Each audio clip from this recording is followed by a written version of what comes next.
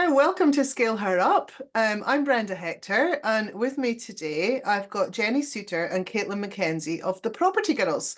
Welcome, ladies. Hello, thank you for having us.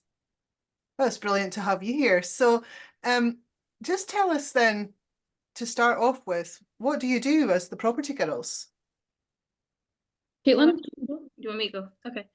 So the Property Girls are a holiday let management service. We're based in Blairgowrie, and we manage a number of holiday lets around the Perthshire area, from Brenda all the way up to Perth, servicing the corporate market and also people coming up for things like skiing and things like that. And we're basically here to help the owners of the properties with the day-to-day running of the lets. We're there if the guests need anything. We're permanent. Jenny's just a bit of permanent taxi service up and down all the different properties. But yeah, we're there to take the hassle out of having a holiday let. Fantastic. So, how did you get into this then? Where do we start? The story is quite a long one. After COVID, I worked in sport and fitness, had a career there, and it was no longer, just wasn't servicing my brain. So I took a big jump and went into Airbnb management with a company in Dundee. I started a cleaning business just for extra money. So I started custom cleans. Not really, I thought I'd just kind of seen the end of the holiday lets, unfortunately, but I started doing holiday let cleans. And then obviously you work closer with the landlords. And one of the landlords, his management company kept phoning me when there was things going wrong. And obviously having a background in it, I was like, this isn't my job. This is your letting agent's job. This is your, and he was like, when are you going into holiday let management? And I was like, today. So I phoned Caitlin, who is like modern day genius, aren't you, Caitlin? She is absolutely, I couldn't do Property Girls without Caitlin. My brain is not technical. So I asked her, Caitlin, will you come and be in business with me and let's see how this goes? And that's kind of how the Property Girls was born. We do complement each other quite well. So Caitlin is, I always say she's a genius. If I had Caitlin's brain, alongside mine, we'd be like, I think I would be unstoppable, but there's loads of there, I just can't work like that. But yeah, we work really well together actually. And we really enjoy it. It's hard work at times when you're on call all the time and out till 11 o'clock or whatever for things that can go wrong. But yeah, we do love it. And it's great to meet even the guests. I know we'll like work to help the landlords, but it's great to when people are coming to the area that we've lived in our whole lives. So that is how the Property Girls was born. Yeah, So, and you're I just want to jump on the back of that and be like, I wish I had your brain. Like, Oh, Jenny is a social butterfly, right? This is Jenny is such a people person, and I have a total envy over that skill because I think I can be a people person for like a very set amount of time, and then I have to go home and like decompress and like not speak to anyone. If I go to a networking event, I love it, and then I get home and I have to just sit there in silence for like a few hours and be like totally decompress. Whereas that's where your skill set totally lies. I Um, love the networking. whereas I'm numbers and computers and words. oh, I'm much better on paper. they're very complementary to each other, the skill set that you bring. Yeah, Yeah. I think so. Definitely, we definitely fill in each other's gaps. So you're kind of get the a full kind of all skill person, but between the two of us, definitely. So, and there's also a family connection. So, what's it like working with your sister-in-law? Pretty easy, I would say. I think I think that was one of the landlords, one of the things that one of our landlords had said, like, what if there's a breakdown and whatever. But I actually think it's easier that there's the family connection because you can see, I think going into business with somebody that you don't really know their personal side can be hard. Whereas we do complement each other. Life gets in the way. Caitlin's got two young kids. My kids are older, so it's not as tie-in. So it's like there's the honesty there, with all aspects of our life. And we've just clicked right from we've known each other now for like Yeah. 8 years. So I don't think I would have jumped into taking the risk with somebody that I didn't completely know. So I would say it's easier in a lot of respects. Yeah, I think so as well. Like, I think we've both definitely learned, like, from like when we've had to hire people, like obviously Jenny through Custom Cleans and me through Rise, like it's really difficult because you don't know what you're getting into, like you don't know what the person's going to be like. You can tell what they're like on paper and if they interview well, but actually knowing somebody personally is very different, and knowing if you're going to be able to depend on that person. And there's also like there's an invested interest from us both for it to go well. So you know you're going to get that dependability and reliability, which you might not get if you just, I don't know, brought in somebody that you maybe didn't have that connection with. Lovely. You mentioned Rise there, actually, Caitlin. Jenny mentioned Custom Cleans, so she's got that other business. You also, with your partner, with Jenny's brother, have a business. Yeah. What does Rise do then? So Matty and I have Rise Digital. So we are a creative agency. We do all kinds of digital marketing, everything from web design to graphic design to professional content writing to full branding packages. We do the lot. We've got quite a like our team is growing.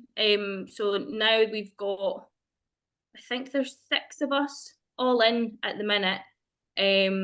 So yeah, it's Rise is doing really well at the minute. It's really going from strength to strength, and it's been about 4, I think 4, maybe nearly 5 years now, but we've had Rise on the go. So that gave me a really good stead for starting the Property Girls, because I had a good bit of experience in business anyway, but also just the marketing side of it, and knowing like we managed to build our own website for the Property Girls. We managed to do our own marketing strategies, like knowing how to work all the channel managers and things like that. Like all that kind of skill set was really useful to already have. And yeah, it's been great. And that's the skill set that I don't have. So that's how we work well. So yeah, serial entrepreneurs, the pair of you. It's brilliant. What's your advice to someone thinking of getting into business then? Getting into business. See, I always was like, starting your own business is hard. No, I thought that was the easy part, but the growing of it has been really difficult. And business, I think, can take, I'm probably going to go against what everybody else is saying, but businesses can take, I find, different directions. They basically choose their own. I think with Custom Cleans, I thought it was going to be domestic cleans. It's obviously got a lot bigger. But I thought, right, I'll go and do domestic cleans, but the business actually chose its own direction. So yeah, I just think don't be too rigid in your plan. Definitely have a goal, but don't be too rigid in them, and get a good coach. Obviously, Brian, that's one thing I wish I'd done right at the very start. But yeah, and how to build a business. Just learn, read, try different things, because it's hard. It's really hard. It's one of the most hardest things I've like done, but I love it. I absolutely love it. One of the most fulfilling as well, isn't it? I mean, you know, all 3 of us business owners, it's definitely fulfilling. Yeah. Lots of business owners that I speak to said, I couldn't go back to a job. No. Do you feel like that? Oh yeah.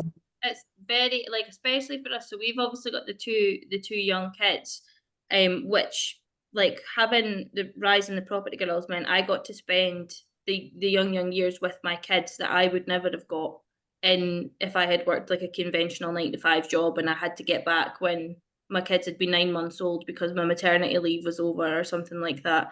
Like, I've had that flexibility that I can go to their school show, I can go to any meeting I need to go to, like I can work my work schedule around them, which is really, really freeing.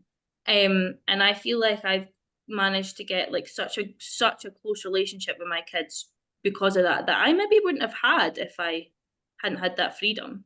Definitely. I think, sorry, I didn't catch that, Caitlin. I said everything is planned around my kids. It's great to be able to do that. Yeah. And you're a great role model to them. You know, I think a lot of the problem with that not enough women are starting businesses, you know, like only 1 in 3 entrepreneurs in the UK are female, because we don't see the role models. I didn't see female business owners as role models when I was growing up. So I think it's great that you're doing that there for your I think kids. that's one of the things that Caitlin opened. I said this to you as well, Bren. One of the things that Caitlin opened my eyes to, like women in society. Look at Caitlin laughing. I know what I you used to be mean. like, oh, it's fine, it is all equal. And then just over the years, I'm like, no, you're actually right. Because Caitlin, you've definitely opened my eyes to opportunities for females and dragged me along to the women's network. And see, I am very thankful for, like, I went into BNI with my last job. And if I hadn't been going into the networking, and it was a room full of men, I think there was only one other female, but I felt like they took me under their wing and helped me start a business. And they're still a great support to me. But also on the flip side, seeing some women don't have the kind of opportunities or confidence because it is very male driven. But it's just kind of slotting in there and as well. But Caitlin, you've definitely opened my eyes to the Taylor Yeah. Swift, you know. Yeah, I wouldn't say I'm opinionated, but like, I'm very much like one of those people that is like, I have my space in this room and nobody's going to take it away from me kind of thing. Like, I feel like, well, for like Rise specifically is obviously it's quite a male dominated field, like web design and that kind of thing. The marketing side of it, not so much, but definitely things like web design. And then when we first started that, like I remember over the years, like all the conversations I was having was with men, and I was like, this is quite strange. Like if I'm speaking to a developer, it's with a man, or if I'm going to meet a new client and it's always a man. And I was like, it's really eye-opening actually, to work in quite a male-dominated field and see that side of it. But I would say even in the last few years or so, I think the tides are turning on that. I definitely think there's more women that have realised it actually isn't as tiring to have your own business. There are definitely times where you have to stop and go and do things for your business, but there are absolutely positives about having the freedom to set your own schedule, make your own time for things, and work that around your kids or your home life or whatever it is that you need to work your time around. Like, it's not like back in the day when your husband would go to work at 7 a.m, you wouldn't see him again until 8 o'clock at night. Like, those days are gone. So yeah, no, it's definitely eye-opening for sure. I guess even for a man and as a business owner, they have the flexibility to be spending time with their kids that in an employed role they wouldn't. So helps it helps with balance, I suppose. Yeah, definitely. I think Matty would agree with that as well. Like, he's probably really thankful for all the time that he gets to dedicate to going to the kids' stuff and things like that. Absolutely. I think that I think, come back to you on that. I think it's good that for mums and dads. Yeah. Yeah. I wish I'd done it sooner. When I started my business, my kids must have been 10 and 13 or 14. So yeah, we'd passed, been through a lot of the time that would have been nice to spend more with them, I think. So yeah. See, my kids are a bit older now. My oldest is 18 and my youngest is 15.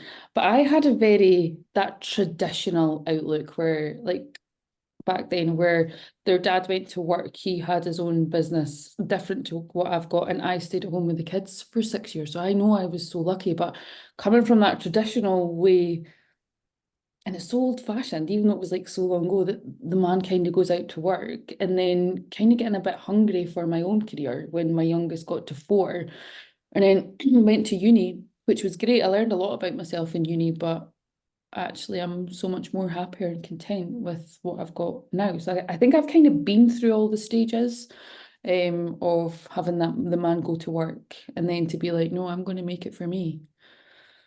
So yeah.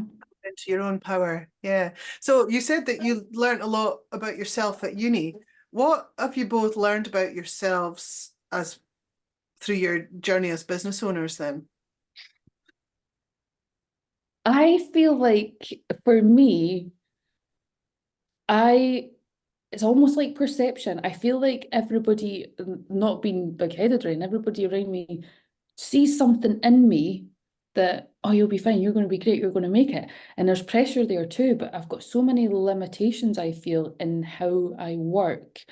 This is where Kayla and I work together, because I feel like she does the things that I feel like my brain can't do them. So it's silly things like I've got a cleaning business and trying to get my head to like understand the scheduling, and it's so simple and it's actually quite embarrassing at times, being like, why can't I just schedule that in? Or creating your own systems, because roles that I've had before, you go in and you can do your job well, but the hard work's done. So it's coming back to building these systems so people come in and do them. And that's the role I've always had before a business owner, that the systems have already been in place. They're at the stage of taking on staff, and you go, this is how you work it.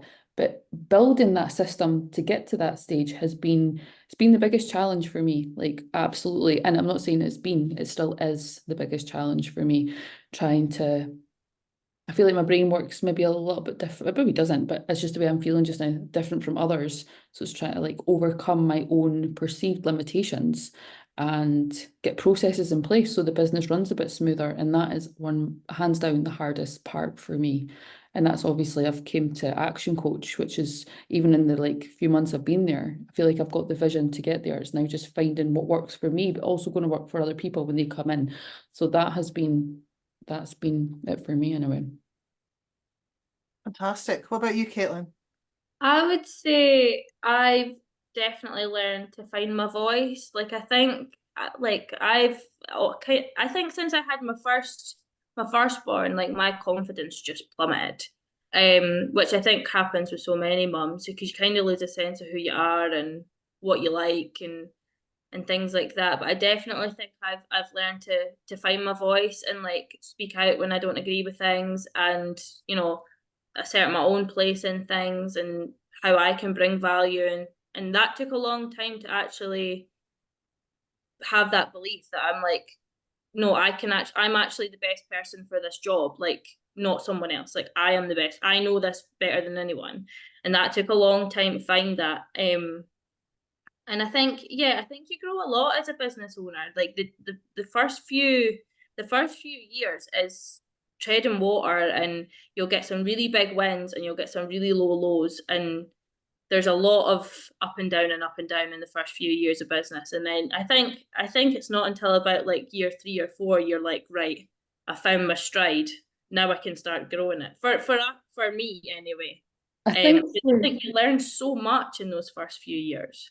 I think for Caitlin, what I've noticed in Caitlin is, like, through your journey and watching her as a businesswoman, you've got really strong boundaries in place. So I learn a lot from that. So Caitlin's like, no, that's not in our job role. Whereas I'm maybe more of a people pleaser, being like, oh, we'll just do it anyway. And she's like, no. So it's like, you've taught me that it is okay to say no. Obviously not just be abrupt with it, but yeah, that's not our role. So Caitlin's boundaries and watching these boundaries grow are totally inspiring, and I do try and take a lot from it. I try, Caitlin. I think that's comes a lot from experience. It's like we've been in this situation before. We've seen how the outcome of this has happened. Let's mitigate that from happening again. And then what can we put in to make sure we don't end up in this position again? So it's something in me that's like, I am going to foreplan for this eventuality happening again so that it doesn't happen again, rather than get stuck in the moment and be like, we should have learned from this. It's definitely like, it's book noting these things that, okay, this has happened, let's make sure it doesn't happen again.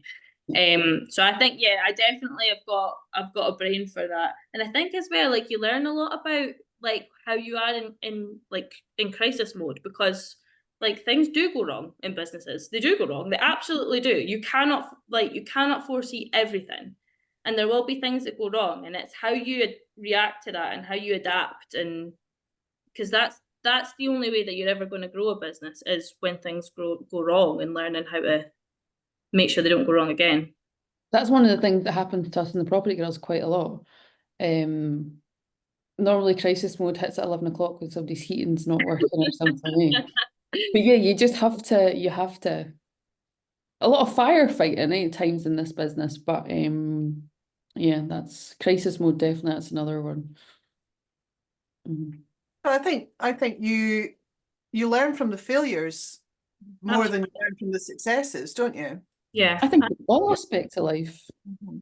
in absolutely all aspects of life, I don't think if life's going really good, people don't want to change things, because why would you? Because life's fine. But it's when you hit the ground and you just need to be like, right, where is this going? Where is my life going? And some of my hardest times have been, I'm now thankful for them, because they've made me kind of move into this journey that I feel like I'm meant to be on. I'm meant to be on this journey. And if it works out, amazing. If it doesn't work out, I'll learn from it. So I think having that kind of mindset in business is needed. It doesn't need to be, oh my God, what if it goes wrong? And that used to be me. Oh, if it goes wrong, what if it goes wrong? Well, if it goes wrong, I'll change it. It's fine. And business teaches you that. Absolutely. And the thought that I'm having now is like when you went back to saying that the business has chosen its path. So it's like you've had to pivot Yeah. from where you thought you were going, because actually that's the right path to take. So having that flexibility. Yeah, completely. Yeah. I think another thing as well, like that we've all like all of our businesses has gone through is like in the early days, like you're very much willing to just take on any customer because a customer is a customer and that's great. But you do tend to find like you hit a point where you're like, no, this is not the kind of customer I want to have on board. This is the kind of person I want to have on board. This is the kind of person I want to work with. And once you hit that point where you can be choosy about who you work with, like you take so much power back into your own business. Definitely, that is so powerful when the first time you ever say to somebody, do you know what, no, I don't actually want to work with you, this is not a positive relationship. Caitlin and I incorporated that right from day one, where we're like, we're not having minimum term contracts, because that was from previous jobs I'd been in. If you're in a contract with somebody for a year, and say after 3 months they want out, and then you need to stay with them for 9 months, just with that negativity. And we always thought, like, with the property girls, it's not fun all the time, but 80% of the time it's fun. And it needs to be, you need to be content in your job, but having the thought of working so closely with somebody and not there being any kind of negativity in it, it really affects me as well. So that's one of the things that we'd set early on, wasn't it, Caitlin, that we're not having contracts. So if people don't want to stay with our service, then So yeah, oh, and that really helps build a trust as well, doesn't it? With yeah, we are so fortunate to have like really amazing relationships with all of our property owners. Like they are almost like I would say they're pretty much friends with us. Like if there's something that they need to ask us, they know they can just come to us at any time. Like we're here to help them, and likewise most of them are there to help us as well if we need things and if we have questions. Like we have really fantastic relationships with these hosts, and I don't think the property girls would be the same without that. Definitely not. I love the not having a contract, really, because as long as your customer is getting value and is pleased with the service that you're getting, then they will stay with you. exactly. And That was one of that. I think that was when I thought about doing this on my own, I don't want negativity in my life. There's been so much of it in the past that I just don't need it now. And I think your work affects all aspects of your life, doesn't it?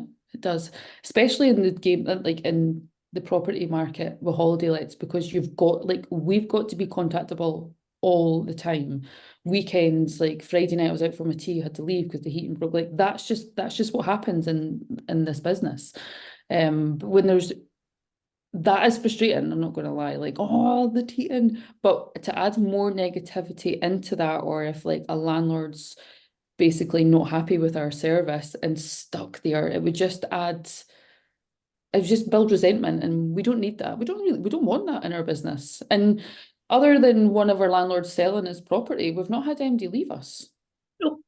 So it's working so far, and when it doesn't work, we'll change it. But I think as well, like we also are really fortunate that we now have like really positive relationships with the local tradesmen.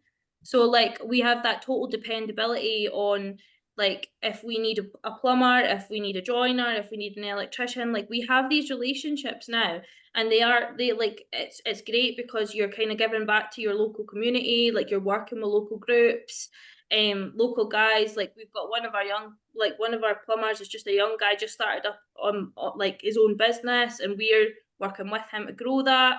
And then we've got loads of people that we can bring in and rely on and work with other businesses, which is great as well, because you just build that network, and yeah, it's lovely.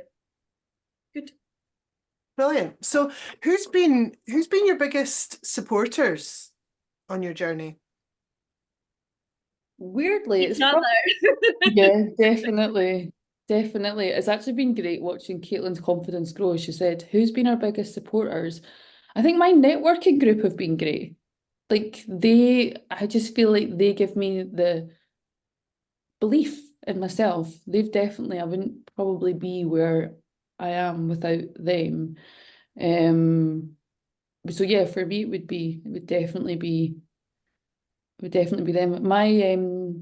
My family as well have been great. However, my dad had a business when I was younger. I never ever wanted a business. I couldn't understand why anybody would want a business. My dad was so stressed in it. I think he ended up getting a really strange form of cancer a few years ago, and he died. But even after then, I was like, I was so angry at his business, because that's probably why he died so prematurely. But now, accidentally having two businesses, I feel like I'm quite spiritual these days. He's probably guiding me in these paths to make sure that I've not got these stresses that he did. But there maybe wasn't the same opportunities or whatever. But yeah, that's definitely been my biggest supporters anyway. And yeah, each other. Caitlin's right.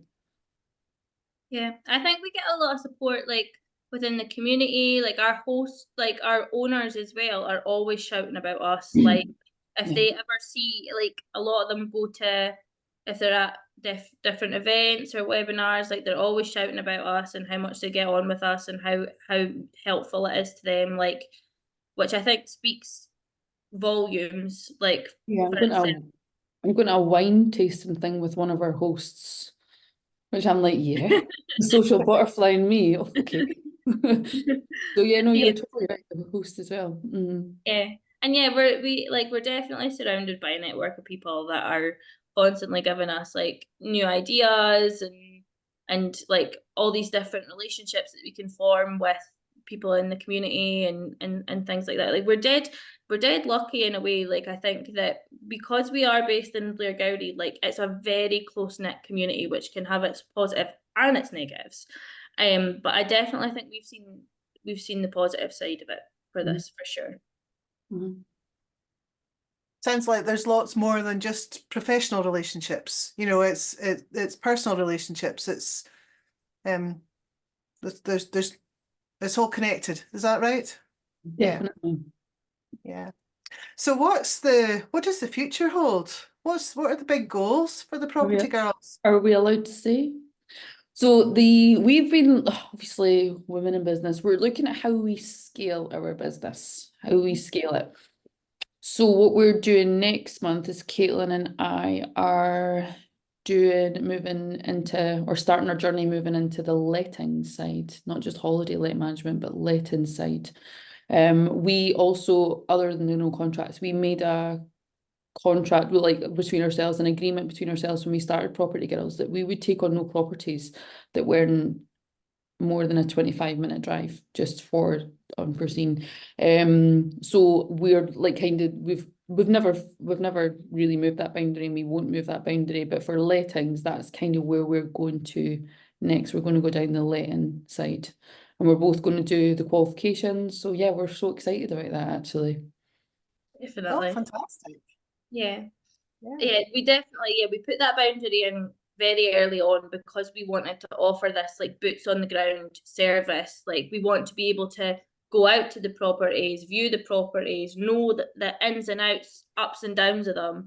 And then as well with that, because for most of our, I think for all of our holiday lets, Custom Cleans does the cleaning, which offers like so many benefits. Like you know the place is going to be clean to a really high standard. You know it instantly if stuff is broken, if stuff is missing, if there's been issues with the guests. Like that's a huge upside. So yeah, and we are more than happy like to grow the Property Girls, but only within that immediate vicinity. Like it could be something that maybe this is like 5-10 year scale, that like if we had property managers based elsewhere that could also give that same boots on the ground service, that might be something that we look into.